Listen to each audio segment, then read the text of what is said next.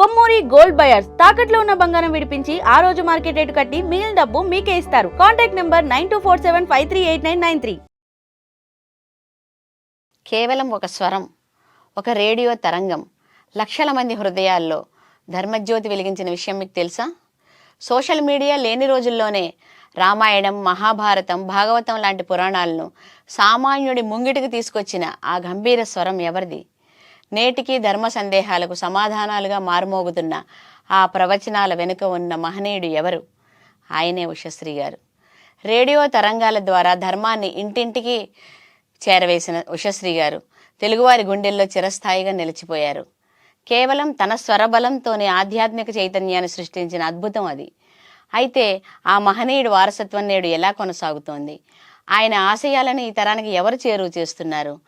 తండ్రి గంభీరమైన వాగ్దాటిని, అపారమైన పాండిత్యాన్ని పుణికిపుచ్చుకుని అదే దారిలో నడుస్తున్నారు ఆయన కుమార్తెలు. వారిలో ముఖ్యంగా ఆయన పెద్ద కుమార్తె డాక్టర్ గాయత్రీదేవి. డాక్టర్గా సమాజానికి సేవ చేస్తూనే ఆధ్యాత్మిక సాహిత్య రంగాల్లో చురుగ్గా పాల్గొంటూ ఉషశ్రీ మిషన్ ద్వారా తండ్రి ప్రవచనాలు, రచనలను భావితరాలకు అందిస్తున్నారు. 30 ఏళ్లుగా ఋషిపీఠం పత్రిక ద్వారా ఆయుర్వేద జ్ఞానాన్ని పంచుతున్నారు. ఉషశ్రీ గారి శైలిని స్మరింపచేసే సరళమైన భాషలో సనాతన ధర్మతత్వాలను వివరిస్తూ నిజంగానే తండ్రికి తగ్గ తనయగా గుర్తింపు పొందిన డాక్టర్ గాయత్రీదేవి వృత్తి, ప్రవృత్తులు, ఆధ్యాత్మిక ప్రయాణం గురించి తెలుసుకుందాం. హాయ్ అక్క, దాత్రికి స్వాగతం. హలో, చాలా థ్యాంక్స్ అమ్మా. చాలా సంతోషంగా ఉంది నిన్ను ఇట్లా కలుసుకోవడం. నాకు కూడా అక్క. అంటే మనం ఒక 30 ఏళ్ళుగా మన పైన మన పరిచయం ఉన్నా కూడా, అప్పుడప్పుడే కలుస్తున్నా కూడా, ఇవాళ ఈ రకంగా కలుసుకోవడం నాకు కూడా చాలా సంతోషంగా ఉంది. అవును. కొందరితో ఏంటంటే ఎప్పుడో కలిసినా ఎప్పుడూ కలుస్తున్నట్టుగానే ఉంటుంది. అది ఆ అనుబంధం అలాంటిది. అదే ఇప్పుడు మీరు డాక్టర్గా, ఒక రచయిత్రిగా, ఒక కళాకారిణిగా 3 పార్శ్వాలు ఉన్నాయి మీలో. అవును. సో వాటికంటే ముందుగా మీ నాన్నగారి గురించి, అంటే అంత పురాణం అంటే ఇంకా ఆయనే పర్యాయ పదం అన్నంతగా మన తెలుగు వాళ్ళల్లో ఆయన పేరు అంతగా అలవాటైపోయింది. ఇప్పటికీ కూడా తలుచుకుని అసలు ఎంతో సంతోషంగా ఉంటుంది ఆయన గొంతు వింటున్నా, ఆయన పురాణం వింటున్నా కూడా. ముందుగా మీ నాన్నగారు ఉషశ్రీ గారి గురించి ఒక 4 ముక్కలు మా ప్రేక్షకులకు కూడా వివరించండి. తప్పకుండా. అంటే ఇప్పటికీ ఇప్పుడు మా నాన్నగారు భౌతికంగా ఇక్కడ ఈ లోకాన్ని వదిలేసి 30 ఏళ్ళు అయిపోతుంది. కానీ ఈ రోజుకి కూడా మీరు ఉషశ్రీ గారి అమ్మాయి అని పలకరించే వాళ్ళు ఎప్పుడూ ఉంటూ ఉంటారు. నా క్లినిక్లో మా నాన్నగారి పెయింటింగ్ ఉంటుంది. అది చూసిన వాళ్ళందరూ అంత ముందు తెలియకపోయినా అక్కడికి వచ్చిన తర్వాత మీరు ఫలానా వాళ్ళ అమ్మాయి, ఆయన్ని చూసిన ఆనందం కలుగుతుంది అనే ఫీలింగ్ వాళ్ళు ఎప్పుడు చెప్తున్నా సరే నాకు చాలా సంతోషంగా ఉంటుంది. అందుకే నాన్న లేరు అనే ఫీలింగ్ కూడా ఉంటుంది అనమాట. అంటే అప్పుడు 1972-73లో మొట్టమొదట రేడియోలో అసలు అంటే అలాంటి ప్రక్రియ అంతకుముందు జరగలేదు. అప్పుడు రేడియోలో ఈయన భారతం మొదట చెప్పడం మొదలు పెట్టడం, రోజు అంటే ప్రతి ఆదివారం నాడు ఒక అరగంట కార్యక్రమం, స్పెషల్ కార్యక్రమం ఉండేది. కొత్తగా మొదలుపెట్టారు ఆ ప్రోగ్రామ్ని, అప్పుడు మొదలుపెట్టారు. అది అరగంట చెప్పు నా భారతం చెప్పడం, భారతం అయ్యాక రామాయణం, భాగవతం అన్నీ వరుసగా చెప్పడం. అది అందరికీ అంటే పండితులు ఎవరికోనో లిమిటెడ్ అని అనిపించేటువంటి కథని అంటే దాని వాల్యూ ఏం తగ్గకుండా బాగా అందరికీ మన జీవితంలో దీన్ని ఎలా అప్లై చేసుకోవాలి అనేటువంటి వచ్చేలాగా చెప్పటం అనేది చాలా జనం లోపలికి బాగా వెళ్ళిందనమాట. అంటే ఒక విధంగా విజయవాడ రేడియో అంటే ఉషశ్రీ గారు అంటే విజయవాడ రేడియో అన్నంత పాపులర్ అయిపోయింది ఆ ప్రోగ్రాం. అది అంటే ఆ భగవంతుడు ఎక్కడ పుట్టిస్తాడనేది తెలియదు కదా, అందుకని ఆ నాన్నకు పుట్టడం ఒక అదృష్టం అంతే. అది అంతేకాదు, ఆయన లెగసీని ముందుకు తీసుకెళ్తూ మీరు ఆయన కార్యక్రమాల కోసం కృషి చేస్తున్నది కూడా చాలా చాలా గ్రేట్ అక్క. అది మీ మీద ఆయన ప్రభావం ఎంత ఉంది? పూర్తిగా అణువణువు. ఎందుకంటే నాకు అనిపిస్తుంది అంటే మనకు తెలిసి జరగవు ఇవన్నీ, తెలియకుండా ఇంట్లో అలా న్యాచురల్గా జరిగిపోతూ ఉంటాయి. ఉదయమే లేచి నాన్నగారు పొద్దునే రామాయణం రాసుకోవడం కానీ, భారతం రాయడం కానీ, తెల్లవారుజామున లేచి రాసుకుంటూ ఉండేవారు. పొద్దున్నే లేచి ఆయన వాకింగ్కి వెళ్ళడం కానీ, పొద్దున్నే లేచి ప్రాణాయామం చేసుకోవడం, అన్నీ నాన్న అలవాట్లు.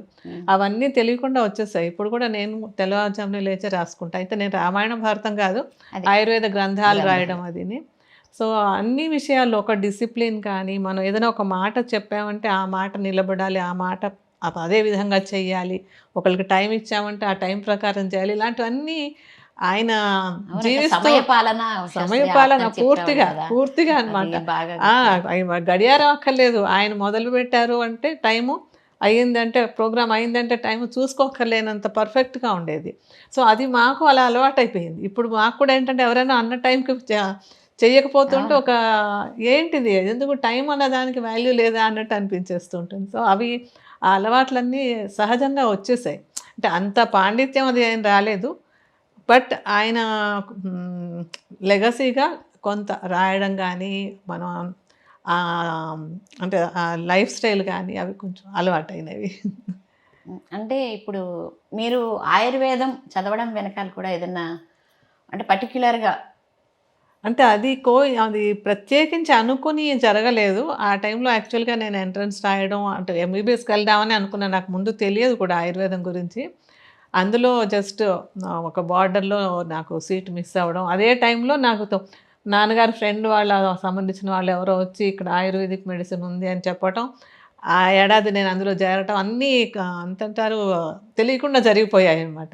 మేబీ భగవంతుడు నేను ఈ దారిలో వెళ్ళాలి, ఆయుర్వేదంలో ఉండి దాన్ని ప్రజలకు ఎక్కువగా దగ్గరికి తీసుకెళ్ళాలి అని ఏమైనా నిర్ణయంగా అనుకున్నాడేమో ముందు.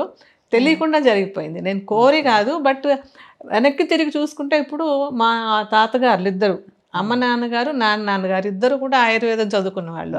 మరి అది అది ఎక్కడి నుంచో వచ్చి ఉంటుంది అనుకుంటా నేను. అట్లా జీన్స్ వచ్చేసి అలాగే రాయటం అనేది కూడా బహుశా మీ నాన్నగారి నుంచి నాన్నగారు పూర్తిగా నాన్నగారు, తాతగారు, మా నాన్నగారు కూడా భారతం, మహాభారతం అంతా రాశారనమాట మా సంస్కృతంలోంచి తెలుగులోకి. అప్పుడే మా నాన్నగారు ఇంకా 25 ఏళ్ళు కూడా నిండక టైంలోనే వాళ్ళ నాన్నగారికి ఆయన సహాయపడ్డారు రాయడంలో అంతాను. సో అది ఆ రాయడం అన్నది స్కూల్ డేస్లోంచే. నేను మొట్టమొదటిసారి నాకు గుర్తున్నంత వరకు నేను నా 6వ క్లాస్లో ఒక కథ రాశాను. అందమైన కాగితాల మీద రాసుకున్నాను అనమాట కూర్చొని. అంటే ఆ కథలో ఏముండదు, ఏదో ఒక హీరో ఒక హీరోయిన్ అన్నట్టు ఏదో రాసేసాను ఇప్పుడు చిన్నపిల్లగా. అది అంటే అది కూడా జీన్స్ వల్లనే, రాయాలన్న తపన ఏదో మనకు తెలియకుండా వస్తుందని. అదే అక్కడ మొదలైంది. మా స్కూల్లో నాటికలు రాసి అందరి చేత కలిపి నేను హీరో వేషం వేయటం, అలా అప్పటి నుంచి రాస్తూ ఉండడం అలవాటు అయిపోయింది. ఓకే. తర్వాత ఆయుర్వేదంలో మీరు చాలా కృషి చేశారు కదక్క. అంటే మీకు అంత ఇంట్రెస్ట్ దాని మీద పెరిగి తర్వాత బుక్స్ రాయాలి, తర్వాత అందులో పిహెచ్డి చేయాలి, యోగాకి దానికి ఉన్న ఒక లింక్ని ఎస్టాబ్లిష్ చేయాలి అని మీకు ఎట్లా అనిపించింది? అంటే చదువుకునే రోజుల్లోంచి కూడా నేను చదువుకునేటప్పటికి ఇంకా ఆయుర్వేదం ఇంతగా పాపులర్ అవ్వలేదు అప్పటికి. అంటే ప్రజలంతా ఎక్కువ అలోపతి వైపు ఉన్నారు. స్టూడెంట్స్, ఆయుర్వేదిక్ కాలేజ్ స్టూడెంట్స్ కూడా ఎక్కువ బిఏఎంఎస్ డిగ్రీ తీసుకుని అలోపతిక్ హాస్పిటల్స్లో పనిచేయడమో లేకపోతే అలోపతిక్ ప్రాక్టీస్ చేయడమో ఉండేది. అది నాకు ఇష్టం ఉండేది కాదు. అదేంటంటే ఒక సెకండ్ రేట్ డాక్టర్గా ఉండకూడదు అన్నది నా నిర్ణయం. అందుకని నేను ఎప్పుడైనా సరే ఓన్లీ ఆయుర్వేదమే చేస్తాను, నేను అలోపతి చేయనని నిర్ణయంగా అనుకున్నందుకు అది అంటే ఆ నిర్ణయం ఏదో గట్టిగా ఉందేమో, అవకాశాలు అలా కుదిరే ఓన్లీ ఆయుర్వేదిక్ ప్రాక్టీస్ కంటిన్యూ చేయడం. నేను చేస్తున్న టైంలోనే నాకు ఋషిపీఠం పత్రిక వాళ్ళు అందులో ఆయుర్వేదాన్ని ఒక కాలంగా, ప్రత్యేకమైన ఒక కాలంగా మొదలు పెడుతూ ఉషశ్రీ గారు అమ్మాయి ఆయుర్వేదిక్ డాక్టర్ అని పబ్లిసిటీ అంతా వేసి అందులో రాయమని అడిగారు అనమాట. మన ఇప్పుడు సామవేదం షణ్ముఖ శర్మ గారు 99లో మొదలుపెట్టినప్పుడు పత్రిక. సో అప్పటి నుంచి నేను ఆ పత్రికకు రాస్తున్నాను. ఆ పత్రికకు రాయడం అనేది నాకు సెకండ్ ఎడ్యుకేషన్ అయింది. నేను ముందు చదువుకునే దానికంటే కూడా ప్రజలకి అందించాలంటే, ఇప్పుడు ఒక డాక్టర్గా మేము చదువుకునేది వేరు, కామన్ మనిషికి కావాల్సింది వేరు. అది ఇవ్వడం కోసమని నేను మళ్ళీ అన్నీ చదువుకోవడం, ఇలా రాస్తూ ఉండడం వల్ల అది చాలా హెల్ప్ఫుల్ అయింది నాకు. నేను ఇలా రాస్తూ ఉండడం, తర్వాత ఈనాడు పత్రికలో రాయడం, ఈటీవీ వాళ్ళు పిలిచి ప్రోగ్రామ్స్ చేయమంటాం. ఇలా ఏంటంటే ఆ కోరిక ఏదో తీవ్రంగా ఉంటే మనం అనుకునేది తీరుతుందేమో అని జీవితంలో వెనక్కి చూస్తే అనుకుంటూ ఉంటాను నేను. అందుకని నాకు ఏదైతే నేను అనుకున్నానో ఆయుర్వేదాన్ని అందరికీ బాగా చేరువయ్యేలా చేయాలని, దానికి కావాల్సిన అవకాశాలు కూడా అలా బాగా కుదిరాయి. సో వీళ్ళందరికీ ఈ పత్రికల్లో కానీ టీవీలో కానీ ఈ విషయాలన్నీ మాట్లాడుతూ చాలామందికి, అంటే అప్పటికి ఇంకా ఈ యూట్యూబ్లు అవన్నీ కూడా లేదు. నేను చెప్పడం మొదలు పెట్టేటప్పటికి ఇన్ని ఛానల్స్ కానీ లేకపోతే ఇన్ని యూట్యూబ్లు కానీ ఏం లేవు. అందుకని మొదట్లోనే ఆయుర్వేదాన్ని అందరికి దగ్గరికి తీసుకెళ్ళడానికి ఒక అవకాశం దొరికిందని నేను అనుకుంటాను. నిజంగా చేశారు కూడా కదక్క. అంటే మీ ద్వారా నిజంగా ఆయుర్వేదంకి ఒక గుర్తింపు లభించిందని నాకు అనిపిస్తుంది. అలా అని కాదు, ఎప్పుడు అంటే అప్పుడు ఒక సిచ్యుయేషన్ లో చూస్తే మనకి ఆయుర్వేదం కంటే కూడా మిగతా అల్లోపతి వేరే వైద్య విధానాలన్నీ కొంచెం ఎక్కువ వచ్చే, కొంచెం ఆయుర్వేదం వెనకబడింది. అవును, అలా అయ్యింది, ఆ స్థితి వచ్చింది. అంటే కానీ శాస్త్రానికి గుర్తింపు వచ్చింది అనే కంటే శాస్త్రంలో ఉన్న ఔన్నత్యాన్ని ప్రజలు గుర్తించారు, వాళ్ళకి రావాలి.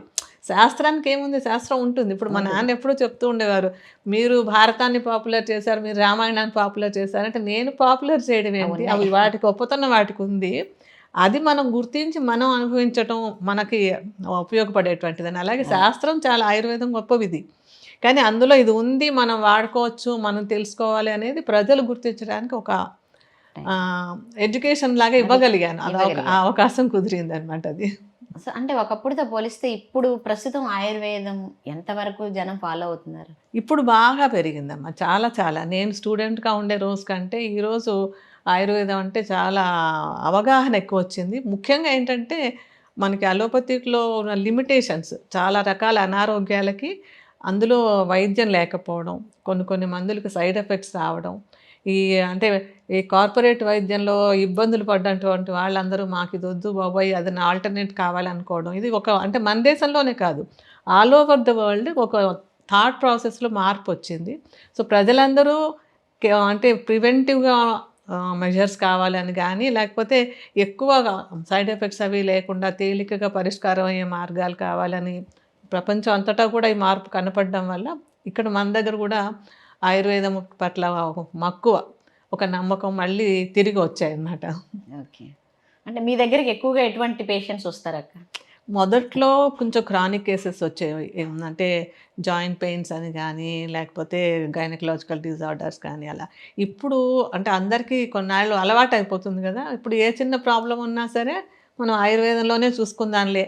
అసలు కొన్ని పెద్దవాడికైతే మీరు కొన్ని అది వేసుకోండి అన్నా కూడా వద్దండి, మాకు మీరు ఆయుర్వేదం చెప్పండి, ఆయుర్వేదమే వేసుకుంటాం అనే స్థితికి వచ్చిన వాళ్ళు చాలామంది ఉన్నారు. ఇంప్రూవ్మెంట్ ఉంది ఇప్పుడు ప్రస్తుతం ఆయుర్వేదం పట్ల, ఒక అవగాహన బాగా పెరిగింది అందరికీ. అంటే ఆయుర్వేదంలో మీ జర్నీ, దాని గురించి మీరు మాకు కొంచెం బ్రీఫ్గా చెప్పరా?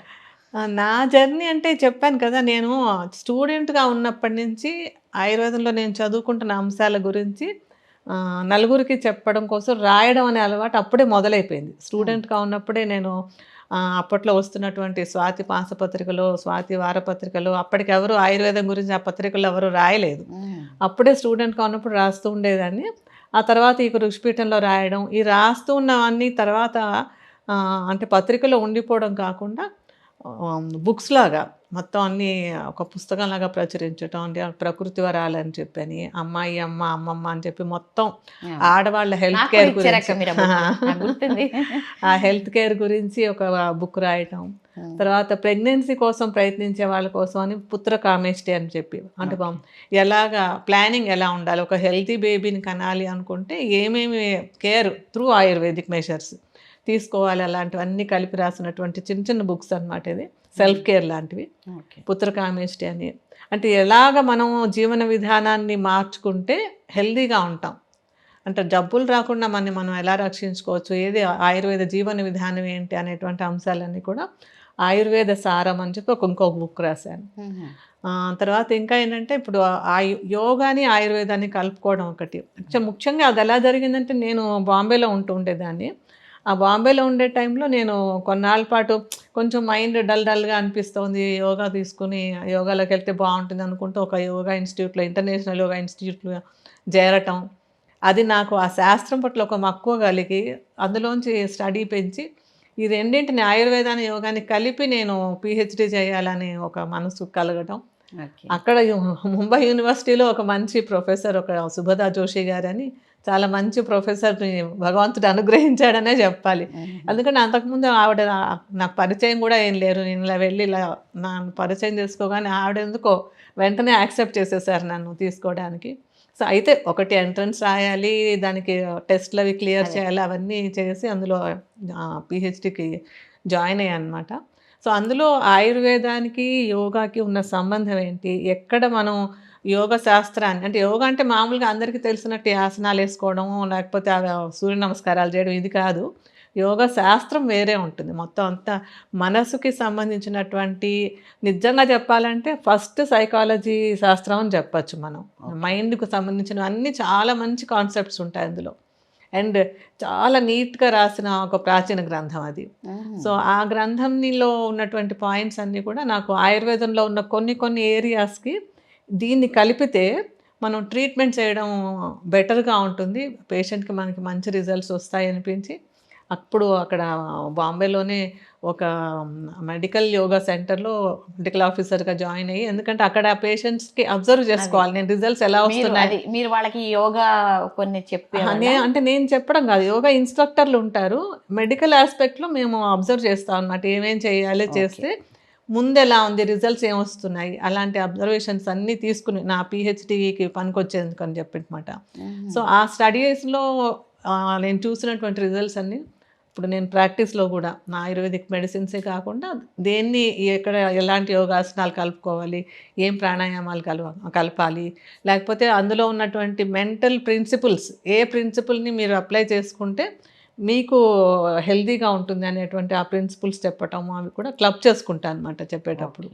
సో అది అలా పిహెచ్డి పూర్తి చేయడం చేసిన ఆ థీసిస్ని ఇంగ్లీష్లో నార్మల్గా థీసిస్లన్నీ షెల్ఫుల్లోకి వెళ్ళిపోతాయి ఎవరికైనా కూడాను. దాన్ని చౌకాంబా పబ్లికేషన్స్ అని ఢిల్లీ పబ్లికేషన్స్ అన్నమాట, వాళ్ళు పబ్లిష్ చేశారు ఆ థీసిస్ మొత్తాన్ని ఇంగ్లీష్లో. దాన్నే ఋషిపీఠం వాళ్ళు మళ్ళీ మీరు తెలుగులో ఇవ్వండి మేము పబ్లిష్ చేస్తామంటే దాన్ని తెలుగులో ట్రాన్స్లేట్ చేస్తాం. అది సీరియల్గా వేయలేదు, అది ట్రాన్స్లేట్ చేసేసి వేసేసాం బుక్ లాగా. తర్వాత ఇప్పుడు ఇటీవల మళ్ళీ యోగ సూత్రాలతో మానసిక ఆరోగ్యం అని ఇంకొకటి సిరీస్ ఆఫ్ ఆర్టికల్స్ రాసి దాన్ని ఒక బుక్ ఫామ్లో వేసాం అనమాట. అది ఇంగ్లీష్లో కూడా ట్రాన్స్లేట్ చేసి పబ్లిష్ చేసాం దాన్ని. అలా అంటే ఇవన్నీ ఏది చేస్తున్నా నలుగురికి ఎలా ఉపయోగపడుతుంది అన్నదే అందులో ఉండే తప్పనంతాను. అదే అక్క, మరి ఆయుర్వేదంలో మీరు ఇంత వర్క్ చేశారు కదా, దాంట్లో మీకు సంతృప్తినిచ్చింది, ఇక్కడ నాకు చాలా సాటిస్ఫై అయ్యాను నేను అని ఒక కేసు కానీ ఒక గుర్తింపు కానీ? అది నాకు ఒక స్వభావం ఏంటంటే, ఎవరికైనా సరే నేను ట్రీట్మెంట్ చేశాక వాళ్ళకి బాగుంది, రిజల్ట్ వచ్చింది అని చెప్తే విని అంతవరకే, కానీ నేను చేస్తే ఈ రిజల్ట్ వచ్చిందని ఎప్పుడు మనసులో నేను దాన్ని తీసుకోను అనమాట. తృప్తి ఉంటుంది. అందరూ వచ్చి బాగా ఎవరైనా వచ్చి వాళ్ళంతా వాళ్ళు చెప్పడం కాకుండా ఎవరో మా వాళ్ళు ఇలా వచ్చారు, మీకు తగ్గింది, వాళ్ళు చెప్పారు వచ్చాము, ఇలాంటివి చెప్తూ ఉంటారు. బట్ అది ఒక స్వభావం ఏంటంటే దాన్ని దేన్ని నేను నేను ఇచ్చాను, తగ్గింది, నా వల్ల అయింది అన్నది అస్సలు ఏమాత్రం నాకు లేదనమాట అది. అందుకని నేను పని చేసుకుంటూ పోవడమే, అంటే నేను ఆలోచించి చేశానని కాదు, బట్ ఆ కర్మణ్యేవాధికారస్తే అని కృష్ణుడు ఏం చెప్పాడో ఆ పని చెయ్యడం వరకే, కానీ నేను పని చేస్తే ఇది రిజల్ట్ వచ్చింది, నేను చేస్తే నా వల్ల అన్నది లేదు అసలు అది. అందుకని చేస్తూ ఉండడమే ఒక తృప్తి. అంటే చాలా మంది ఉంటాయి కేసెస్ అన్ని బాగుంది వచ్చారని చెప్పాను, కానీ ఏది కూడా దానికి నేను కారణం అని నేను ఎప్పుడు అనుకోలేను కూడా అన్నది. ఓకే, అంటే అలా కాకపోయినా కూడా అంటే ఒక ఈ వర్క్ చేసినప్పుడు కొన్నిటి ఫలితాలు మనకు తెలియకుండానే మనకి ఒక సంతోషాన్ని ఇస్తాయి. ఒక గుర్తింపు కావచ్చు, ఒక అవార్డు కావచ్చు, ఒక కేసు కావచ్చు. అవును అవును, అంటే ఇవన్నీ బయట జరుగుతూ ఉన్నప్పుడు దీన్ని నా కృషి అనుకున్న వాళ్ళు కొందరు సత్కారాలు చేస్తున్న వాళ్ళు ఉంటారు. అలా అవార్డ్స్ వచ్చాయి నాకు. అది మన సద్గురు శివానందమూర్తి గారి ఒక సనాతన ధర్మ చారిటబుల్ ట్రస్ట్ అని ఉంది. వాళ్ళు ఏటా ఒక్కొక్క ఫీల్డ్లో కొంతమందిని సెలెక్ట్ చేసుకొని అవార్డులు ఇస్తూ ఉంటారు అనమాట. అంటే ఇప్పుడు అవార్డులు అనే మాట కూడా చెప్పుకోవాల్సింది, ఎందుకంటే చాలా చోట్ల డబ్బులు ఇచ్చి అవార్డులు తీసుకోవడం అనేది జరుగుతూనే ఉంటుంది. అందుకని ఎవరైనా ఫస్ట్ నాకు అవార్డు ఏదైనా ఇస్తామనగానే ఏంటి మీ క్రైటీరియా ఏంటని అడుగుతాను అనమాట. అది నాకు తృప్తి అనిపించకపోతే నేను యాక్సెప్ట్ చేయండి. అయితే ఏదో మీరు ఇంత ఫండ్ ఇవ్వండి మేము ఇస్తామంటే డబ్బులు ఇచ్చి అవార్డులు కొనుక్కోవడం అనే సిద్ధాంతం లేదు. నాకు ఆ పాపులారిటీ కావాలనే లేదు అసలు. కానీ ఏంటంటే సనాతన ధర్మ చారిటబుల్ ట్రస్ట్ వాళ్ళ ఆ కమిటీలోనే హైకోర్టు జడ్జెస్, కలెక్టర్లు, ఐఏఎస్ ఆఫీసర్స్ అలాంటి వాళ్ళంతా దానిలో సెలక్షన్ కమిటీలో ఉంటారు. ఆ కమిటీ వాళ్ళు సెలెక్ట్ చేసినప్పుడు ఆయుర్వేదానికి నాకు అవార్డు ఇచ్చారు అన్నమాట. 2017లో వాళ్ళు ఆ ఏటాది మన ఈ బ్యాడ్మింటన్ ఇతని పేరు గోపీచంద్కి, నాకు ఆ రోజు కోట శ్రీనివాసరావు గారు, ఇంకా కొంతమంది సాంస్క్రిట్ స్కాలర్స్ అలా ముందు అది కూడా అడుగుతాను, ఎవరెవరికి ఇచ్చారు మీరు అని చెప్పి. ఎవరంటే వాళ్ళకి ఇచ్చే చోటు కూడా నేను అదే అది మీరు అహంకారం అనండి ఏమనండి నాకు తెలియదు, కానీ అలా నేను వాల్యూ లేని దాన్ని తీసుకోవడం నాకు ఇష్టం ఉండదు. కానీ అది ఒక చాలా మంచి గుర్తింపుగా, నేను చేస్తున్న కృషికి గుర్తింపుగా వాళ్ళు ఇచ్చారు అది. ఆ తర్వాత ఇటీవల కాలంలో నాకు ఋషిపీఠం వాళ్ళైతే ఏటా ఒక్కళ్ళకే సెలెక్ట్ చేసుకుంటారు ఏదైనా రంగంలో. అంటే మన ఆర్ష ధర్మానికి సంబంధించిన వాటిలలో సనాతన ధర్మానికి ఒక రంగంలో నిష్ణాతులైన వాళ్ళని ఏడాదికి ఒక్కళ్ళనే సెలెక్ట్ చేసుకుంటారు అన్నమాట. అది ఈ సంవత్సరం 2024 అవార్డుగా నన్ను సెలెక్ట్ చేసుకున్నారు దానికి, ఆయుర్వేద రంగం అని చెప్పి 25 మార్చిలో అవార్డు ఇచ్చారనమాట. అది నాకు అంటే మనసుకు చాలా సంతోషాన్ని కలిగించినటువంటిది. అదంటే అవార్డు అని కాదు, ఏదో ఇచ్చారని కూడా కాదు. అందులో వాళ్ళు అంతకు ముందంతా 20 మంది అందరూ మగవాళ్ళకే ఇచ్చారు. మొట్టమొదటి లేడీ నేను అనమాట. అండ్ 25th ఇయర్ రజతోత్సవం సంవత్సరం అయింది అది ఋషిపీఠానికి. సో ఆ సంవత్సరం అవటం, మొట్టమొదటిగా అందులోంచి తీసుకున్న లేడీ నేను అవటం ఒకటి ఆనందాన్ని ఇస్తుంది. అంటే ఏది కూడా నాకు వచ్చిందే అనేది ఏం కాదు, బట్ ఆనందం, ఒక తృప్తి తప్పకుండా అది కలిగింది. అంటే అది కూడా ఎందుకంటే నేను ఊరికే ఇన్నేళ్ళు చేశానని కాదు, ఆయుర్వేద గ్రంథాలు ఉంటాయి మనకి, పాతకాలం నుంచి ఉన్నటువంటి ఋషుల నాటి నుంచి ఉన్న గ్రంథాలు, మూల గ్రంథాలు అనమాట. అవి సంస్కృతంలో ఉంటాయి. దానిలో చరక సంహిత అని ఉంటుంది, ఎప్పుడన్నా పేరు వినుంటావేమో. ఆ చరక సంహిత చాలా ఇంపార్టెంట్ గ్రంథం అనమాట. దాన్ని అంటే ఇన్ని వేల ఏళ్ళుగా బోల్డన్ని భాషల్లోకి దాన్ని ట్రాన్స్లేట్ చేశారు, కానీ ఇప్పుడున్న స్టూడెంట్స్కి అనుగుణంగా ఉండేలాగా దాన్ని కొంచెం రీస్ట్రక్చర్ చేసి ఎవరు రాయడానికి సాహసం చేయలేదు నిజంగా చెప్పాలంటే. ఎవరు కూడా అలాంటిది ఒకటి చేద్దామని. కానీ యాజ్ అ స్టూడెంట్ నేను చదువుకునేటప్పుడు ఇందులో కొన్ని అరే ఇలా కాకుండా అలా ఉంటే మనకి చదువుకుందికి బాగుండేది కదా అని నేను స్టూడెంట్గా అనుకున్నాను. కానీ ఏ రోజు నేను రాస్తాను అనుకోలేదు. కానీ అది సడన్గా నాకు నా 58 ఇయర్స్ వచ్చిన తర్వాత అది నేను చేస్తే బాగుంటుందని ఒక ధైర్యము, ఒక థాట్ వచ్చింది. అప్పుడు వరుసగా 2 years పాటు రోజు పొద్దున్నే లేచి కూర్చొని ఆ గ్రంథాన్ని అంతా మొత్తం ఇంగ్లీష్ ట్రాన్స్లేషన్ చేసి దాన్ని రీస్ట్రక్చర్ చేసి, అంటే ఈ రోజున స్టూడెంట్స్కి ఈజీగా ఉండేలాగా, అందులో ఉన్నది ఏది వదిలేలా, మొత్తం అంతా ఉంటుంది. దాన్ని కంప్లీట్గా రీఆర్గనైజ్ చేసి ఇవాళ స్టూడెంట్స్ ఎవరైనా చదువుకోవాలంటే చాలా ఈజీగా అయిపోయేలాగా దాన్ని రాశాను అనమాట. తెలుగులో ఇంగ్లీష్లో. తెలుగు రీడర్స్ అయితే సరిపోదు, ఇది ఇంటర్నేషనల్గా వెళ్ళాలి మొత్తం. ఇండియాలో ఉన్న అన్ని లాంగ్వేజెస్ వాళ్ళు, ఫారినర్స్ కూడా చదువుతారు కదా. అది పబ్లిషర్ కూడా మాకు ఈ ఆయుర్వేదిక్ గ్రంథాలన్నీ వేసేటువంటి చౌకాంబ పబ్లికేషన్స్ అని, అది వాళ్ళు 120 years నుంచి వాళ్ళది ఇదే పబ్లికేషన్ అనమాట. సంస్కృతం ఆయుర్వేదం వేస్తారు వాళ్ళు పబ్లిష్ చేశారు దాన్ని. ఆ వర్క్ నా స్పెషల్ వర్క్ అవడం వల్ల నన్ను ఋషిపీఠం వాళ్ళు ఈ అవార్డుకి సెలెక్ట్ చేసి ఇచ్చారనమాట. సో అది అయిన తర్వాత మా పబ్లిషరే, అంటే ఆయుర్వేదంలో ఉన్న మూల గ్రంథాల్లో 3 ముఖ్యమైన గ్రంథాలు ఉన్నాయి. ఒకటి చరక సంహిత, ఇంకోటి సుశ్రుత సంహిత అని సర్జన్గా పేరు విని ఉంటారు కదా, ఫస్ట్ సర్జన్ అని, అష్టాంగ హృదయం అని చెప్పని. ఈ 3 గ్రంథాలు మీరు ఈ విధంగా రీస్ట్రక్చర్ చేసి స్టూడెంట్స్కి అనుకూలంగా రాస్తే మేము పబ్లిష్ చేస్తామని ఆ పబ్లిషర్ ముందుకు వచ్చారు. సో అది మళ్ళీ ఇంకో 2 ఏళ్ళు దీక్షగా కూర్చుని ఆ సుశ్రుత సంహిత కూడా పూర్తి చేశాను. ఇప్పుడు ఆ 3వ గ్రంథం కూడా రాస్తున్నాను అనమాట. సో అవి నాకు లేదు, తెల్లవారుజామునే లేచి రాసుకుంటాను. ఎందుకంటే ఆ టైంలో నాకు కాన్సన్ట్రేషన్, డిస్టర్బెన్స్ ఏముండదు, ఫోకస్ కుదురుతుంది అని చెప్పని. ఇందాక అడిగారు కదా నాన్నగారి నుంచి అని, అది ఆయన అలవాటు అలా కొనసాగుతుంది అనమాట అది. సో అవి రాయడం అనేది నాకు చాలా తృప్తినిస్తుంది మిగతా అన్నిటికంటే కూడా. ఇవేవి నాకు వెంటనే ఏమి రిజల్ట్ ఏం కనిపించిపోదు, కానీ చాలా తృప్తిగా అనిపిస్తుంది. నేను స్టూడెంట్గా ఉన్నప్పుడు నేను ఊహించని విషయం అన్నమాట ఇది. అప్పుడు చదువుకున్నది ఇప్పుడు వేరే వాళ్ళకి అందించారు. ఇప్పుడు ఒక 2-3 తరాల వాళ్ళైనా ఈ పుస్తకాలు చదువుకుంటారు అని నా ఆశ. గ్రేట్. అయితే ఇప్పుడు నాన్నగారు గురించి అన్నారు కాబట్టి ఒకసారి మనం మీ ఫ్లాష్ బ్యాక్ లోకి వెళ్ళి, మీతో కానీ, అంటే మీరు నలుగురు అక్క చెల్లెళ్ళు నాకు తెలుసు, సో మీ నలుగురు అమ్మాయిలతో మీ నాన్నగారు ఎలా ఉండేవాళ్ళు? కొంచెం అంటే చాలా అభిమానంగా, చాలా ఇదిగా అపురూపంగా చూసుకునేవాళ్ళని కూడా తెలుసు. ఒక్కసారి అంటే అమ్మాయిల్ని అంత అపురూపంగా పెంచుకున్నారు, ఇది కొంచెం మాకు చెప్తారు? చాలా, చాలా, చాలా అనమాట. ఎప్పుడూ నానంటే భయపడిపోవడం, లేతే ఆయనేదో కంట్రోల్‌లో పెట్టడం అలా ఉండేది కాదు. చాలా ఆహ్, అంటే బయట నుంచి వచ్చిన వాళ్ళు ఎవరైనా చూస్తే ఏంటి ఇంత సింపుల్‌గా ఉంటారా అన్నట్టు ఉండేవారు. ఇంటి దగ్గర ఉండడం గూడా మాతోటి. ఇది ఆడ పని, ఇది మగ పని అని కాకుండా ఏదైనా మాకేం కావాల్సొచ్చినా తను చేసేయడం గానీ, చూడడం గానీ అది.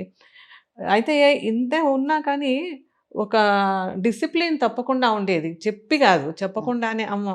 నేను ఇలా చేస్తే తప్పేమో, నాన్నకి నచ్చదేమో, ఇలా ఉండకూడదు అనేది మాకు అనిపించేలాగా ఉండేది. హ్మ్. బట్ ఆయనకేదన్నా మా ఇది బాలేదు చేసిందని అనిపిస్తే అంటే ఏదన్నా లేట్‌గా వచ్చాము అలాంటిది ఉంటే పనిష్మెంట్ ఏమి ఉండదు. సైలెంట్‌గా ఉంటారు. ఏం మాట్లాడరనమాట. మాట్లాడరు. నాకు కూడా అదే లక్షణం. ఆయన మాట్లాడకపోతే నేను మాట్లాడేదాన్ని అవునా? కాదు. ఆహా! ఒక రోజంతా మా నాన్న నన్ను పలకరించటం గానీ, నేను మా నాన్నతో మాట్లాడడం గానీ జరిగేది గాదు. రెండో హ్మ్. రోజుకి మళ్ళీ నార్మల్ అవుతూ ఉండేదనమాట. అంటే అదే పనిష్మెంట్. నువ్వు లేట్‌గా వచ్చినందుకు అంటే ఇంటికి రాలేదు అంటే బయట రోడ్డు మీద తిరుగుతూ ఉండేవారు. ఇంకా రాలేదు, ఇంకా రాలేదని. అక్కడ కనిపిస్తాం గదా! వస్తూను. కనిపించగానే లోపలికెళ్ళిపోతారనమాట. ఇంకా ఇంక వచ్చేసాను. మాట్లాడకుండా. ఇంక మాట్లాడకుండా. అది ఒక పనిష్మెంట్‌లా ఉండేది.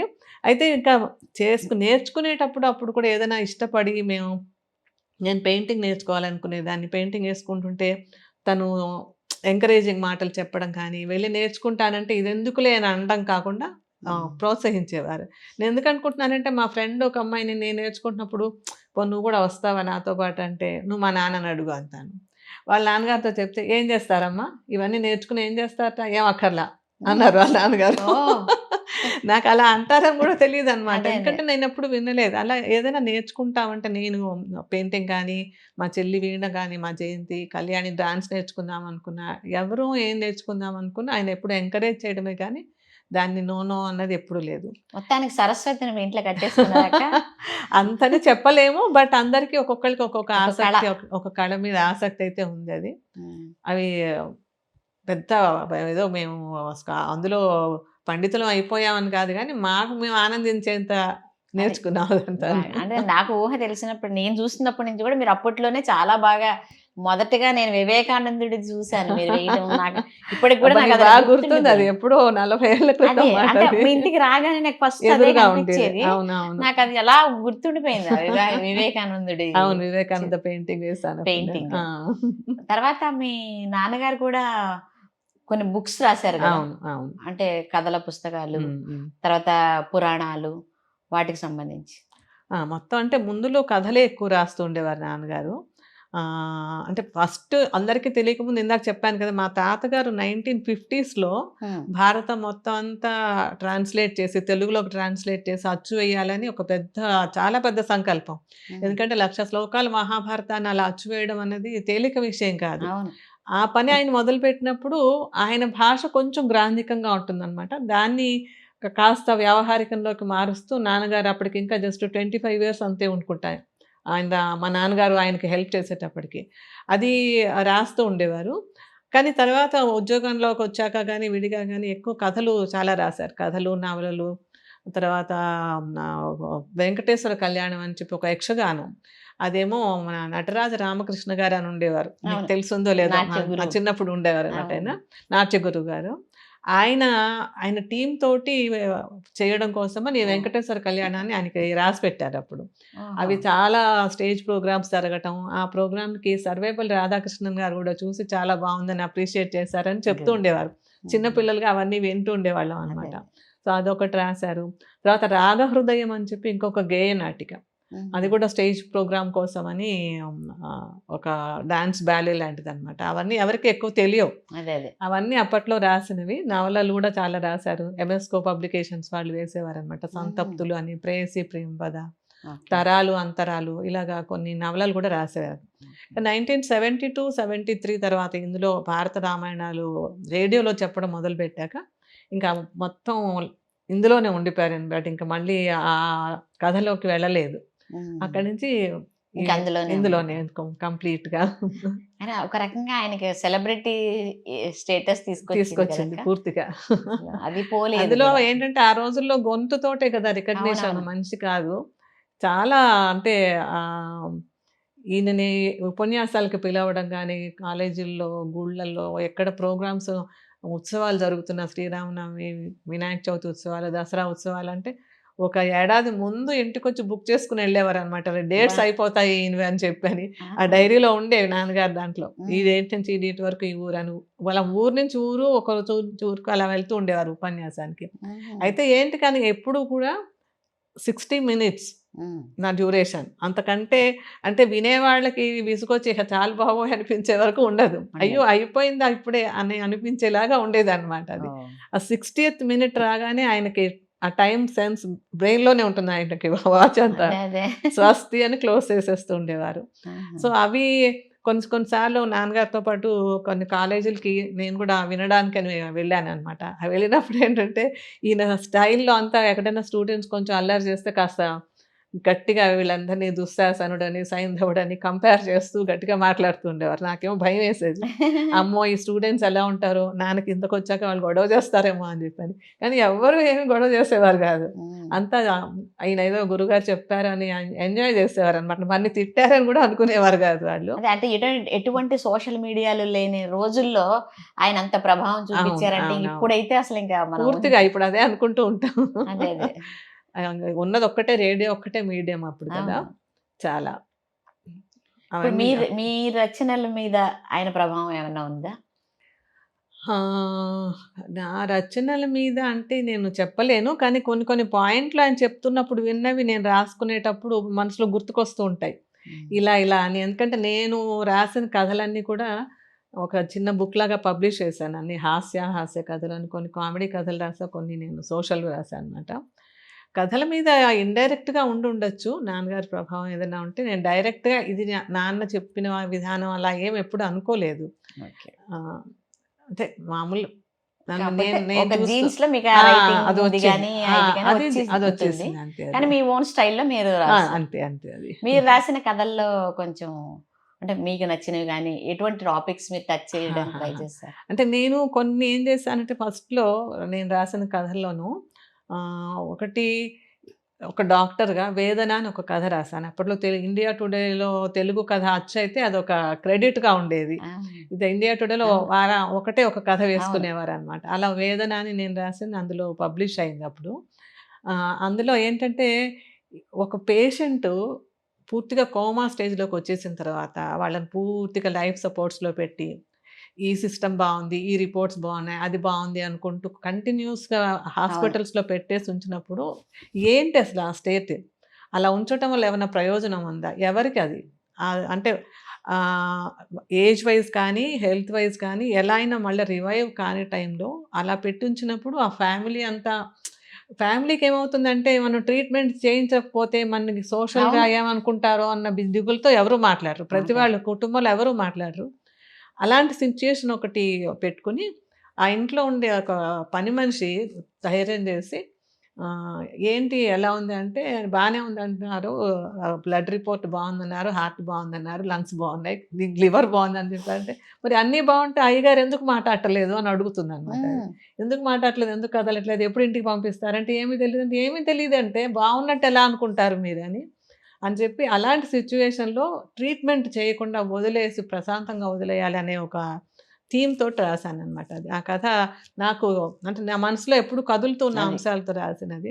దానికి అప్పట్లో కాశీపట్ల వేణుగోపాల్ గారు మంచి కథా రచయిత కదా! ఆయన ఒక లెటర్ కూడా నాకు రాసి పంపించారనమాట. బాగుంది, మీ దగ్గర నుంచి ఇలాంటి కథలు ఆశిస్తున్నానని. అదే అందులో బీయింగ్ ఏ డాక్టర్ మీరు రాశారంటే చాలా గ్రేట్ అక్క అది. అది ఒక ఆనందంగా అనిపిస్తుంది ఆ కథ. అలాగే కొన్ని సోషల్‌గా ఇప్పుడు పేరెంట్స్ పిల్లల్ని మా పిల్లలు ఇదైపోవాలి, అదైపోవాలి అనుకుంటూ తోమేస్తూ పొద్దున్నుంచి సాయంత్రం దాకా క్లాసులు పీకి అన్నీ చేస్తూ ఉన్నప్పుడు ఆ పిల్లలు రివర్స్‌గా తిరిగి మేము ఇలా అవ్వాలనుకున్నాం కరెక్టే. మా అమ్మ ఇందిరాగాంధీ లాగా ప్రైమ్ మినిస్టర్ అవ్వాలని నేను అనుకున్నాను అనుకో, మా అమ్మ ఎంఎస్ సుబ్బలక్ష్మి అవ్వాలని నేను అనుకున్నాను అనుకో, నీకెలా ఉంటుంది అని వాళ్ళు రివర్స్ అడిగినట్టుగా ఒక కామెడీ సెటైర్ లాగా రాశాననమాట. అలా కొన్ని ఈ ర్యాంక్స్ కోసమని కాలేజీలు, స్కూళ్ళల్లో జరిగేవి ఇలాంటి నాకు కనపడ్డ అంశాలు నా మనసుని టచ్ చేసినవన్నీ నేను అట్లా కథల రూపంలో ఎక్స్‌ప్రెస్ చేసుకున్నాను అనమాట అది. గ్రేట్. మీరు బాల సాహిత్యం కూడా కొంచెం రాశారు కదక్క, అందులో ఏదో నీకు చాలా గుర్తున్నాయి, నాకు గుర్తు చేస్తున్న విషయాలు. ముఖ్యంగా అంటే హనుమంతుడిది మీద రాశారు కదా మీరు, అది దాన్ని కూడా- లింక్ చేస్తూ. అది కూడా ఒకటి అది చేశాను. ఏంటి అక్క థీమ్ అది? అంటే హనుమంతుడి మీద బాల సాహిత్యం లింక్ కాదు అది. అది విడిగా యాక్చువల్‌గా ఏంటంటే, నాన్నగారు రాస్తూ ఇన్‌కంప్లీట్‌గా ఉండిపోయిన పుస్తకం. రామాయణంలో హనుమంతుడు అని ఓహో. నాన్నగారు రాయడం మొదలుపెట్టి, ఆయన స్క్రిప్ట్ ఒక 20, 25 పేజీలు రాస్తున్న టైంలో ఆయన ఈ లోకాన్ని వదిలి వెళ్ళిపోయారు. తర్వాత మేము ఊరికనే అన్నీ ఏమేమి ఉన్నాయి నాన్న పుస్తకాలని వెతుకుతుంటే ఇది ఇన్‌కంప్లీట్‌గా కనపడిందనమాట. ఆ కనపడినప్పుడు మా నాన్నకి హనుమంతుడు క్యారెక్టర్ అంటే చాలా ఇష్టం. ఉపన్యాసాల్లో కానీ, సుందరకాండ చెప్పేటప్పుడు కానీ చాలా హైలైట్ చేస్తూ ఉంటారు ఆ పర్సనాలిటీని, హనుమంతుడి పర్సనాలిటీని. సో ఇది ఆయనకి చాలా ఇష్టమైనది కనుక దీన్ని కంప్లీట్ చేసి ఆయన ఫస్ట్ యానివర్సరీకి పబ్లిష్ చేయాలి అని మనసులో అనుకున్నాను అప్పుడు. అనుకుని నాన్న రాసిన విధానం అంతా, ఆయన శైలిని ఇందాక అడిగావు కదా శైలి గురించి, ఆయన శైలి అంతా పరిశీలించి వరుసగా రోజు ఆయన పెట్టిన క్యాసెట్లన్నీ వింటూ ఉండి మొత్తం ఇన్వైట్ చేసుకుని అది కంప్లీట్ చేశాను. ఆయన శైలిలోనే కంప్లీట్ చేశాను అనమాట. కంప్లీట్ చేసి రామాయణంలో హనుమంతుడు, లేదంటే ఎవరితో ఎలా మాట్లాడాలి అని ఒక ట్యాగ్ లైన్ కూడా పెట్టి పబ్లిష్ చేశాను దాన్ని. ఈయన యొక్క మాట్లాడే తెలివి ఏమిటి, ఎప్పుడు ఎక్కడ ఎంత ఎవరితో ఎలా మాట్లాడాలి, ఈ 5 సూత్రాలని మనసులో పెట్టుకు ఎలా నడిచాడు. ఎవరు ఇక్కడ దాకా మీ నాన్న రాసింది, ఇక్కడ నుంచి నువ్వు రాసిందని ఎవరు దాన్ని చేయలేదు. సో అది చాలా ఆనందమైంది. దాన్ని రిపీటెడ్గా పబ్లిష్ చేయడము, ఆ పుస్తకాన్ని కొంతమంది విడిగా అంటే పొలిటీషియన్స్, పోలీస్ డిపార్ట్మెంట్ వాళ్ళు ఈ బుక్ చదవాలి వాళ్ళ కమ్యూనికేషన్స్ కోసం అని చెప్పని విడిగా వాళ్ళు పబ్లిష్ చేసి పొలిటీషియన్స్కి, పోలీస్ డిపార్ట్మెంట్ వాళ్ళకి వాళ్ళు పంచిపెట్టారు అన్నమాట పట్టుకెళ్ళి ఆ బుక్ని. సో అది కూడా ఒక హ్యాపీ విషయం. అంటే నువ్వు అన్నది బాల సాహిత్యం అంటే పిల్లల కోసమని నేను విడిగా కొన్ని కథలు, ఎడ్యుకేషన్ బుక్స్ అవి రాశాను. అది చిల్డ్రన్స్ బుక్ ట్రస్ట్ అని న్యూఢిల్లీలో ఉంటారు. వాళ్ళు ఏటా కొన్ని కాంపిటీషన్స్ అనౌన్స్ చేసేవారు అనమాట పిల్లలకు లిటరేచర్ కోసం అని. అలా నేను రాసిన ఒక 2-3 పుస్తకాలకి నాకు నేషనల్ అవార్డు వచ్చింది. అది ఇంగ్లీష్లో అనమాట. మర్చిపోయాను అసలు, ఇప్పుడు అనే వరకు నాకు గుర్తే లేదు, ఎప్పుడో విషయం కదా. అలా అంటే రాయడం అన్నది ఒక పిచ్చి ఉంది కనుక రాస్తూ ఉండడం అంతే. ఇప్పుడు కథలు అవి రాయట్లేదు? ఇప్పుడు ఇంకా కథలు అవి రాయటం లేదు. బట్ ఇటీవల కాలంలో ఏం చేశా అంటే నేను చిత్రావలోకనం అని చెప్పి ఒకసారి లైఫ్లో ఉన్న వేరియస్ ఈవెంట్స్ని, వేరియస్ పర్సన్స్ని గురించి ఒక ఫోటో ఆల్బమ్ స్టోరీ లాగా అనమాట. ఒక్కొక్క ఫోటో తీసుకొని దాని గురించి ఒక స్టోరీ లాగా తయారు చేసుకుంటూ. సో అంటే మీ దగ్గర ఆ కలెక్షన్ అంతా ఉంది, ఫొటోస్ ఉన్నాయి. అది కూడా మీ ఒక హాబీ అయితే? పూర్తిగాను. అంటే రాయడం కోసం అదొకటి, తర్వాత ఫారిన్ టూర్స్ అన్నింటి గురించి ఆ ట్రిప్స్లో ఉన్న అనుభవాలు అవన్నీ కూడా చిత్రలోకావలోకనం అని చెప్పి దానికి కూడా ఫొటోస్ తోటి ఈ ప్రపంచంలో నేను చూసి వచ్చిన ప్లేసెస్, వాటిల్లో ఉన్న ఏమేంటి మనం అబ్జర్వ్ చేసిన విషయాలు అవన్నీ కూడా ఒక సిరీస్ లాగా రాసి దాన్ని ఏంటి ఇప్పుడు ఇంకా బుక్స్ పెద్దగా పబ్లిష్ అయితే ఎవరు చూసేవాళ్ళు లేరులే అని ఆన్లైన్ బుక్స్ లాగా పెట్టాను అనమాట. నా వెబ్సైట్లో ఆ 2 ఆన్లైన్ బుక్స్ లాగా పెట్టి లింక్స్ షేర్ చేస్తున్నది. సో రాయడం కోసం అవి కూడా రాస్తున్నాను అనమాట. రాయడం అన్నది ఎప్పుడు ఒక తపస్సులా ఉంటుంది. ట్రావెలింగ్ ఇష్టం అక్క మీకు? చాలా ఇష్టం అండి. ఏమేం చాలా ప్లేసెస్ చూసారా? ఒక 30 దేశాలైనా చూసి ఉండొచ్చు, లేకపోతే ఇంకొంచెం ఎక్కువేమో లెక్క పెట్టుకోలేదు ఎప్పుడూను. భారతదేశంలో కూడా చాలా భాగం చూడడం అయింది ఇప్పటికి. అంటే డిఫరెంట్ కల్చర్స్, వాళ్ళ అక్కడ ఫుడ్స్ ఎలా ఉంటాయి, హ్యాబిట్స్ ఏంటి, బ్యూటీ, మనుషులు క్రియేట్ చేసినవి ఎంత బాగా క్రియేట్ చేశారు, అలాంటివన్నీ చూడడం. నాకు తెలిసి మీరు యుఎన్ఓలో కూడా మీరు మాట్లాడారు కదక్క? అది యుఎన్ఓ కాదు, అక్కడ ఏంటంటే యుఎస్ కాన్సులేట్లో ఇంటర్నేషనల్ యోగా కాన్ఫరెన్స్ అయింది, ఫస్ట్ ఇంటర్నేషనల్ యోగా కాన్ఫరెన్స్ న్యూయార్క్లో అన్నమాట. సో ఆ కాన్ఫరెన్స్కి ఇండియా నుంచి ఆయుర్వేద అండ్ యోగా కలిపి ఒక పేపర్ ప్రజెంట్ చేయడానికి నన్ను సెలెక్ట్ చేశారు. ఇప్పుడు అంటే ఇండియన్ గవర్నమెంటే ఇక్కడి నుంచి పంపించింది అన్నమాట అక్కడికి. సో అది కూడా అనుకోని ఒక అవకాశం, చాలా మంచి గొప్ప అవకాశం, అనుకోని అవకాశం. అదే అంటున్నా, అదేదో అట్లా జరిగిపోయాయి అన్ని. ఇంకా మీ హాబీస్ ఏంటక్క? పెయింటింగ్స్ వేస్తాను నేను చిన్నప్పటి నుంచి. నా స్కూల్ డేస్ అంటే ఒక 7వ క్లాస్ అప్పటి నుంచి ఏదైనా బొమ్మ కనిపిస్తే దాన్ని గీసుకుంటూ ఉండడం ఒక సరదా. అది ఎలా వచ్చిందంటే నేను చెప్పలేదు, మీరేం ఎందుకంటే నేర్చుకోలేదు, జీన్స్ లో లేదు అది, అక్కడ ఆ. ఫ్యామిలీలో లేదు. మీకే వచ్చింది. ఎందుకో అది అలా పత్రికల్లో వాటిలలో చిన్నప్పుడు మనకి పత్రికలు ఏవి ఉండేవి కదా, వాటిలలో ఏవో డ్రాయింగ్స్ ఉంటాయి, అవి చూసి వేసుకునేదాన్ని. లేకపోతే ఏదో ఒక బొమ్మ బాగా విడిగా నచ్చితే ఒక బొమ్మ వేస్తూ ఉండేదాన్ని. అలా మొదలైన అలవాటు ఈ రోజుకి నాకు అది కంటిన్యూ అవుతుంది అనమాట. ఆ పెయింటింగ్స్ వేసుకోవడం చాలా ఇష్టం. అయితే అది అసలు మీరు ఎక్కడ పెయింటింగ్ నేర్చుకోలేదు? తర్వాత నేర్చుకున్నాను నేను. నేర్చుకున్నారు. ఇప్పుడు ఎందుకంటే కొంచెం ఏం వాడతారు, ఎలా చేస్తారు అనేది తెలియకపోవడం వల్ల విజయవాడలో ఉన్నప్పుడే అక్కడ కామేశ్వరరావు గారని ఒక డ్రాయింగ్ మాస్టర్ గారు, ఒక మంచి యోగిలా ఉండేవారు గురువు గారు కూడాను. ఆయన దగ్గర కొన్నాళ్ళు పెయింటింగ్ నేర్చుకున్నాను. తర్వాత మేము చెన్నైలో ఉండేవాళ్ళం కొన్నాళ్ళు. ఆ చెన్నైలో ఉండే టైంలో అక్కడ లక్ష్మి గారని ఒక తంజావూరు చిత్రశైలి ఆర్టిస్ట్ ఒక ఆవిడ. ఆవిడ ఏంటంటే అక్కడ చెన్నైలో కళాక్షేత్ర అని మొత్తం డాన్స్, మ్యూజిక్ చాలా పెద్ద పేరున్న సంస్థ, విద్యా సంస్థ. అందులో కూడా ఆవిడ చెప్తూ ఉండేవారు అనమాట. సో నేర్చుకుంటే ఒక లెవెల్లో ఉన్న వాళ్ళ దగ్గర నేర్చుకోవాలన్న కోరికతో ఆవిడ దగ్గర తంజావూరు శైలిలో పెయింటింగ్స్ అంటే టెక్నిక్ నేర్చుకున్నా. యాక్చువల్గా ఆవిడ దగ్గర నేను నేర్చుకున్నది 4-5 క్లాసులే, ఎందుకంటే ఆ టెక్నిక్ తెలిస్తే నేను పెయింటింగ్ ఎలాగో వేసుకుంటున్నాను కదా అని. సో అప్పటి నుంచి నేను ఆ తంజావూరు పెయింటింగ్లు వేయడం అన్నది అలా ఆల్మోస్ట్ ఇప్పటికే 25-30 ఏళ్ళ నుంచి అది వేస్తూ ఉన్నాను. అవి అంటే మీరు నేర్పిస్తారు కూడా కదా? ఎవరికైనా ఇంట్రెస్ట్ ఉన్న వాళ్ళకి నేర్పిస్తా తప్పకుండా. వర్క్ షాప్స్ అట్లా ఏమన్నా చేసి? పెద్దగా స్పెషల్గా వర్క్ షాప్స్ అన్ని ఏం పెట్టలేదు. మాకు చుట్టుపక్కల ఉన్న వాళ్ళు ఎవరైనా ఇంట్రెస్ట్గా వస్తే చేయిస్తుంటా అనమాట. టైం మేనేజ్ చేసుకోవాల్సి వస్తుంది.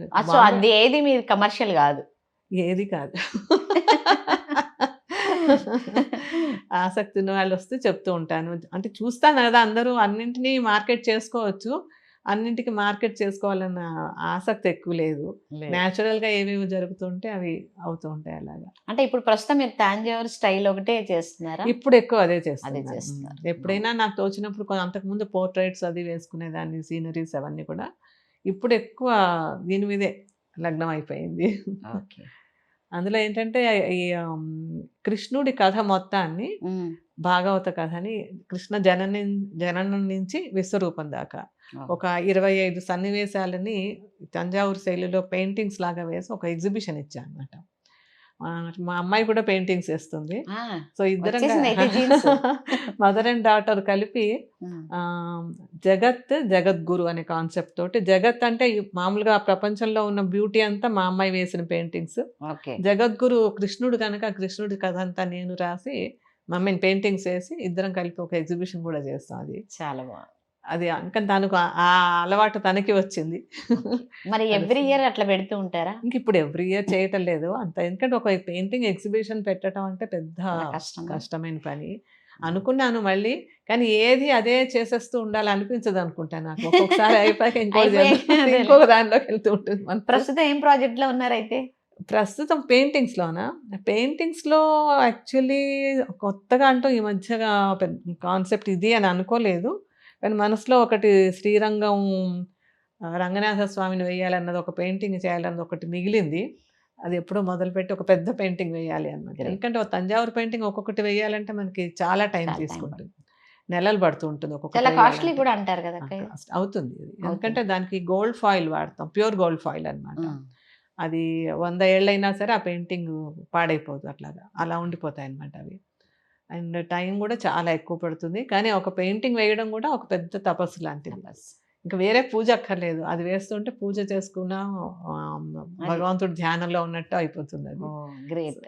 అది ఒకటి కంటిన్యూ అవుతుంది. అది అంటే కొన్ని ఇంకా తగ్గించడానికి కారణం ఏంటంటే ఇప్పుడు ఇన్ని పెయింటింగ్లు వేసేసి ఇల్లంతా పెట్టుకుంటే పెట్టడానికి చోటు కొంచెం ఇబ్బంది అయిపోతుంది. మిమ్మల్ని అసలు ఎక్కడ పెడతారు పెయింటింగ్స్? అందులో మీరు ఎగ్జిబిషన్ పెట్టారంటే చాలా చేసి ఉంటారు కదా, మరి అసలు అందులో నాకు తెలిసి మీరు ఎన్నో ఇయర్స్ గా వేస్తున్నాను. అంటే కొన్ని సేల్ అయిపోయినాయి అనమాట. ఫ్రెండ్స్ వాళ్ళు కొంతమంది మాకు కావాలి అని తీసుకున్నప్పుడు పెట్టారు. నేను ప్రత్యేకించి నేను సేల్ లాగా పెట్టడం కాదు, అడుగుతారు ఎవరైనా వచ్చి, అప్పుడు చేసిస్తాను అనమాట. లేకపోతే ఉన్నవి బాగున్నాయి మాకు కావాలని ఎవరిని అడిగినప్పుడు అప్పుడు సేల్ చేస్తా. అయితే సేల్ చేసిన మనీని నేను నా పర్సనల్గా ఉంచుకోను. నేను మా నాన్నగారిది ఉషశ్రీ మిషన్ అనే పేరుతోటి నాన్నగారి కార్యక్రమాలు చేస్తూ ఉంటాం. దానికి కానీ మాది ఇప్పుడు ఒక 4-5 ఏళ్ల నుంచి అల్లంరాజు చారిటబుల్ ట్రస్ట్ అని మా వారు స్టార్ట్ చేశారనమాట. దానిలో సైన్స్ ఎడ్యుకేషన్కి మేము వర్క్ చేస్తున్నాం. దానికి ఏటా కొన్ని లక్షలు ఖర్చు అవుతూ ఉంటుంది అది మాకు. అంటే పెద్దాపురంలోను, పాలకొల్లులోను సైన్స్ సెంటర్స్ ఎస్టాబ్లిష్ చేసామన్నమాట. అక్కడికి ఒక స్కూల్ స్టూడెంట్స్ వచ్చి ఫ్రీగా ఎక్స్పెరిమెంట్లు అవి చేసుకోవడానికి ఒక ఎవెన్యూ ఒకటి క్రియేట్ చేస్తున్నాం అది. సో వాటికి ఈ మనీ ఏదైనా సేల్ అయ్యి వస్తే అదేదో నేను అమ్ముకున్నాను తీసుకున్నానని నాకు ఇష్టం లేదు అది. సో ఆ అమౌంట్ అంతా అట్లాంటి ఆ పనులకి వాటికి వాడేస్తాను అనమాట. గ్రేట్ అక్క. అంటే ఇప్పుడు ఎవరైనా ఇంట్రెస్ట్ ఉండి నేర్చుకోవాలి అంటే మీరు నేర్పిస్తారు? ఎవరికైనా కాంటాక్ట్ బాగా శ్రద్ధగా ఇష్టంగా ఉండాలి.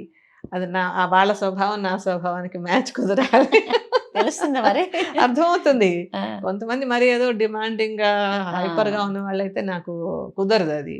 ప్రశాంతంగా హాయిగా పెయింటింగ్ చేసుకోవడం అంటే హ్యాపీ, ఓపికగా ఓర్పుగా చక్కగా శాంతిగా చేసుకునే వాళ్ళు ఉండాలి. అలా పట్టచ్చక్క అసలు నేర్చుకోవడానికి అంటే విధానం నేర్చుకోవడం వేరు, ఒక పెయింటింగ్ కంప్లీట్ చేయడం వేరు. ఆల్రెడీ ఆర్ట్ వచ్చిన వాళ్ళ టెక్నిక్ నేర్చుకుంటే వాళ్ళు డెవలప్ చేసుకోవడం వేరు. అలా కాకుండా వేయాలి అనుకుంటే కొన్నింటికి వరుసగా ఒక 15 రోజులు అట్లా నేర్చుకోవచ్చు చిన్నది వేసుకోవాలనుకుంటే. లేకపోతే పెద్దదైతే కొన్ని నెలలు పడుతూ ఉంటుంది. దాన్ని బట్టి అందులో ఉండే టైం ఎంత ఉంది చేయడానికి అనే దాన్ని బట్టి డిఫరెన్స్ వస్తుంది అనమాట. ఓకే. అంటే ఇవి కాకుండా ఇంకేమైనా చేస్తుంటారా? సో అంటే మీరు ఇప్పుడు చారిటబుల్ ట్రస్ట్ గురించి కూడా చెప్పారు. అవును. అట్లా అంటే ఆ తర్వాత ఉషశ్రీ మిషన్, దీని ద్వారా ఎటువంటి కార్యక్రమాలు చేస్తారు? అంటే ఉషశ్రీ మిషన్ కి ముందులో మేము స్కూల్స్కి కాంపిటీషన్స్ పెట్టేవాళ్ళం, స్కూల్లో పిల్లలకి వాళ్ళకి. ఎందుకంటే మెయిన్గా అలా పెట్టడానికి కూడా మనకి టీవీలో వచ్చే పెద్ద పెద్ద క్విజుల్లో వాటిల్లో వాళ్ళు ఎక్కడెక్కడో విషయాలుగా అడిగితే జవాబులు చెప్పగలిగేవారు. రోజు చిన్నప్పటి నుంచి మనం వింటున్న రామాయణ భారతాలకు సంబంధించిన సింపుల్ ప్రశ్నలు కూడా అంటే బండ తప్పులు చెప్పేవారు అనమాట. ఏంటి ఇది ఇంత దారుణంగా ఉన్నారా పిల్లలు అని చెప్పి స్కూల్ పిల్లలకి వాళ్ళకి రామాయణంలో భారతంలో క్విజులు పెట్టడం, వాళ్ళకి అందులో ఉండే పాత్రల మీద కొన్ని ఎస్సే రేటింగ్స్ కాంపిటీషన్స్ కానీ ఎలక్యూషన్ వాళ్ళు మాట్లాడమంటాం, ఇలాంటివన్నీ అంతకుముందు ఎక్కువ చేసాం అనమాట. యాక్చువల్గా ఇప్పుడు విఎన్ ఆదిత్య మనకి డైరెక్టర్ ఉన్నారు కదా, అలా మేము పెట్టిన ఒక కాంపిటీషన్లో వక్తృత్వ పోటీలో తనకి ఫస్ట్ ప్రైజ్ వచ్చింది అప్పుడు. అలాగా ముందు అవే చేసాము. అంటే నాన్నగారు పుస్తకాలు పబ్లిష్ చేయడము, ఆ తర్వాత కొన్ని సంవత్సరాల నుంచి మేబీ ఒక 20 ఏళ్ల నుంచి అనుకుంటా ఉషశ్రీ సంస్కృతి సత్కారం అని ఎవ్రీ ఇయర్ ఒక స్కాలర్కి అందులో అంటే ఈ రామాయణ భారతాల ప్రవచనాలకు సంబంధించినటువంటి మన సనాతన ధర్మానికి సంబంధించిన పనుల్లో అంటే కామన్ పీపుల్ దగ్గరికి తీసుకెళ్ళడానికి ఎవరైతే కృషి చేస్తున్నారో వాళ్ళని ఏటా ఒకళ్ళని సత్కరిస్తున్నాం అనమాట. మేము వాళ్ళకి క్యాష్ అవార్డు ఇచ్చి మీటింగ్ అంతా పెట్టి ప్రోగ్రామ్స్ అది చేస్తూ ఉంటాం. అది కంటిన్యూ అవుతుంది ఇప్పుడు ఏటా. సనాతన ధర్మం అన్నారు కదా, అంటే ఇప్పుడు దీని మీద చాలా చర్చ నడుస్తుంది. అంటే మీకు సంబంధించినంత వరకు దీన్ని మీరు ఎట్లా నిర్వచిస్తారు? నిర్వచించడం అంటే ఇప్పుడు ఏదైనా ఏ ధర్మం అయినా కూడా మనిషి తను ప్రశాంతంగా ఉంటూ మిగతా వాళ్ళు ప్రశాంతంగా ఉండేలాగా కలిసి హాయిగా జీవించడం కోసం ఉన్నటువంటి ధర్మాలు ఏవైనా కూడా. అందులో ఇప్పుడు మనం సనాతన ధర్మం అనుకుంటే ఎవరు చెప్పినా కూడా మనం మంచిగా ఉండడం, భగవంతుడిని నమ్మడం, ఇతరులకు సహాయపడడం, అహంకారంతో ఉండకుండా ఉండడం, ఆత్మజ్ఞానం, పరమాత్మ జ్ఞానం, ఇలాంటి జ్ఞానాలన్నీ ఉండాలన్న విషయాలు. అంటే ఇవి ఏవి కూడా ఏదో ఒక అంటే ఒక దేవుడి విగ్రహానికో ఒకదానికో సంబంధించినవి కాదు. అన్నీ కూడా చాలా హయ్యర్ లెవెల్ థాట్స్. అసలు ఆ థాట్ ప్రాసెస్ ఋషుల్లో ఎలా కలిగింది అన్నదే మనకు ఆశ్చర్యం కలిగిస్తూ ఉంటుంది. అంటే పెద్ద చెప్పేస్తే ఫిలాసఫీలోకి వెళ్ళిపోతాను, దర్శనాలు అవన్నీ ఉంటాయన్నమాట. అవి కూడా నేను చదువుకుని ఉంటాను. అలాంటి పెద్ద థాట్స్ అందరికీ అర్థం అవడం కష్టం. అలాంటప్పుడు కొంచెం కింద లెవెల్కి వచ్చినప్పుడు అంటే గుళ్ళల్లోకి వెళ్ళాలా, దేవుళ్ళకి పూజ చేసుకోవాలా, ఇవన్నీ రకరకాలవన్నీ తర్వాత డెవలప్ అయి ఉంటాయి. ఏవైనా కానీ మనిషికి హాని చేయకుండా తను శాంతిగా ఉంటూ ప్రపంచానికి శాంతిగా ఉండడానికి తోడ్పడేటువంటి ఎన్నెన్నో విషయాలు మనకి ఈ ధర్మంలో, సనాతన ధర్మం అంటే మనకి ఉన్నటువంటి వేదాలైనా వేటిలైనా ఉన్నాయనుకోండి, వాటిని పాటించడంలో తప్పు లేదు. కానీ కాలానుగుణంగా కొన్ని మార్పులు వస్తాయి. ఆ మార్పులు ఇప్పుడు నేనేమి రోజు కూర్చుని యజ్ఞం చేస్తానని కాదు, కానీ నా లోపల ఈ జ్ఞాన యజ్ఞం అనేది ఒకటేదో ఉంటుంది. నేను రాసుకోవడం చదువుకోవడమే ఒక యజ్ఞంగా భావిస్తాను నేను నా మనసులో. అది అందులో ఉంది కూడా, మనకి భగవద్గీతలో కూడా ఆ పాయింట్ ఉంటుంది. జ్ఞాన యజ్ఞం అనేది ఇలాంటిదే అవుతుంది. అలా అదే అంటే ఆ యజ్ఞాలు పూజలు చేశారా లేదా అన్నది కాకపోయినా దాన్ని ఒక జీవన విధానంగా మార్చుకోవడం, అంటే ఒక డెడికేషన్. దీన్ని ఎలా చెప్పాలనేది ఎగ్జాక్ట్గా నేను చెప్పలేకపోతున్నా. బట్ ధర్మం తప్పకుండా తప్పకుండా ఎవరికి హాని చేయకుండా చేతనైనంత వరకు పక్కవాడికి మేలు చేస్తూ జీవించడమే ముఖ్యమైనటువంటిది. దానికి నువ్వు ఏ మార్గం తీసుకుంటావు అన్నది తేడా ఏదైనా ఉండొచ్చు. దేవుడికి పూజ చేసుకుంటారా, లేకపోతే ఇంకొక మానవ సేవ చేస్తారా? మనకి వివేకానంద చెప్పింది అది మానవ సేవ, మార్గం ఏదైనా కానీ గమ్యం ఒకటే. గమ్యం ఒకటే. అది అంటే భగవంతుడు లేదంటే ఈ ప్రపంచంలో అన్నిటికంటే సుపీరియర్ పవర్ ఏదో ఉంది, ఆ పవర్లో నేను ఒక భాగాన్ని, ఈ భాగం మళ్ళీ ఆ పవర్లో కలిసిపోతుంది అన్నది మెయిన్ మన అద్వైత సిద్ధాంతంలో ఉన్నది కూడాను. అవి జీర్ణించుకోవడం ఎప్పుడైనా సరే ఉపయోగయుక్తమే. ఎందుకంటే ఇప్పుడు మనలాంటి వాళ్ళు ఎవరిదో తెచ్చుకుని దొంగిలించాలనో, ఎవరిదో తీసేసుకోవాలనో, ఎవరికో హాని చేయాలనో అనుకోం. ఎందుకంటే మన లోపల అవన్నీ సిద్ధాంతాలు మనకు తెలియకుండా జీర్ణించుకుని ఉన్నాయి. అవి ఉన్నాయంటే కనుక ప్రజలకి ఎవరికి ఒకరికొకరికి హాని లేకపోతే ప్రపంచం లోక కళ్యాణం అన్నది ఉంటుంది కదా, అలా ఆ కళలు అనమాట అవన్నీ. కానీ ఎంతకాలం మారినా ఏమైనా అప్పుడు రావణాసుడు ఉంటాడు, లేకపోతే మహాభారత యుద్ధానికి కౌరవులు ఉంటారు, ఇవాళ ఏవో ఒక యుద్ధాలు జరుగుతూ ఉంటాయి. ఇవి అవి జరుగుతూనే ఉంటాయి. చోట మంచి చెడు రెండు ఉంటాయి. మంచి కావాలనుకునే వాళ్ళు ఉన్నట్టే చెడు కావాలనుకునే సృష్టితో పాటు విలయం కూడా జరగాలి కనుక జరుగుతూ ఉంటుంది. ఓకే ఓకే అక్క, మరి ఇన్ని సాధించారు మీరు, డాక్టర్గా కానీ, రచయిత్రిగా కానీ, తర్వాత చిత్రకారిణిగా కానీ. వీటి వెనకాల మీకు ఫ్యామిలీ సపోర్ట్ ఎట్లా ఉంది? తప్పకుండా అది ఎప్పుడు ఉంటుంది. ఎందుకంటే మనసు ప్రశాంతంగా ఉంటే తప్ప ఇవన్నీ చేసుకోలేము. అంత గందరగోళాలు ఉంటే ఇలాంటివన్నీ చేయాలంటే కష్టం. చిన్నప్పుడు మా ఇంట్లో మా నాన్నగారు ఎప్పుడు ఎంకరేజ్మెంటే. ఎప్పుడు అంటే ఆడపిల్లలు కనుక ఇంత చేయకూడదు, అది చేయకూడదు, ఇంట్లో ఉండాలి, అలా ఉండాలి, ఇలాంటి డిసిప్లిన్ ఎప్పుడు పెట్టలేదు. సో అందుకనే నాకు కొన్ని పనులకి మగపిల్లలే చేస్తారు, ఆడపిల్లలు చేయకూడదు లాంటివి ఉంటాయని కూడా తెలియకుండా పెరిగాను అనమాట అలాగా. సో అప్పుడు నేను చదువుకోవడానికి కానీ, ఆర్ట్కి కానీ నాన్నగారి సపోర్ట్ ఎప్పుడు ఉంటూ ఉండేది. పెళ్ళైన తర్వాత కూడా మా వారితో కూడా నాకు ఎలాంటి రెస్ట్రిక్షన్స్, ఇబ్బందులు ఏం కలగలేదు. తను కూడా రైటర్. సో ఒక రైటర్గా తను కూడా రాస్తూ ఉంటారు కనుక నేను ఏదైనా రాసిన దాంట్లో ఏమైనా చేంజెస్ చేస్తే బాగుంటుందనో, ఇక్కడ ఏదో సరిగా లేదనో అంటే తను మాట్లాడతారు. తను రాసినవని నాకు వినిపిస్తారు ఫస్ట్. ఎలా ఉంది చూడు, ఇది అబ్బా అనిపిస్తుందా లేదా అని. సో ఆ అండర్స్టాండింగ్ ఎప్పుడు ఉంది. పెయింటింగ్స్ నేను వేసుకున్నా కానీ, తర్వాత ఇప్పుడు మా అమ్మాయి పుట్టాక కూడా తనకి ఇవన్నీ చాలా ఇష్టమైన విషయాలే. సో ఎక్కడ ఇది అయ్యో నేను చెయ్యలేనే, సో అంతా ఒక హార్మోనీలో సాగుతుంది. భగవంతుడి దయ వల్ల అన్నీ అలా సాగుతున్నాయి సాఫీగా.